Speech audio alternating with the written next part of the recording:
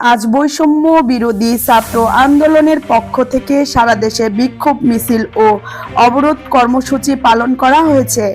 এতে বিভিন্ন জায়গায় পুলিশ ও ছাত্রলীগের কর্মীদের সাথে ধাওয়া পাল্টা দেওয়া হয়। এতে আহত হন অনেকেই। আজ মাওনায় আন্দোলনকারী ও পুলিশের মধ্যে প্রচণ্ড সংঘর্ষ হয়। পুলিশ আন্দোলনকারীদের ওপর রাবার বুলেট, টিয়ার গ্যাস ও টিয়ার শেল ছোড়ে।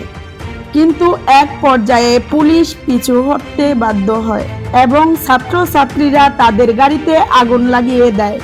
পুলিশ বাহিনী একটি বহুতল শপিং কমপ্লেক্সে আশ্রয় নেয় এবং পুলিশেরা যেই শপিং কমপ্লেক্সে আশ্রয় নেয়, ছাত্রছাত্রীরা সেই মার্কেটে প্রচুর ভাঙচুর করে এবং সেখানে থাকা কিছু গাড়ি জ্বালিয়ে দেয়।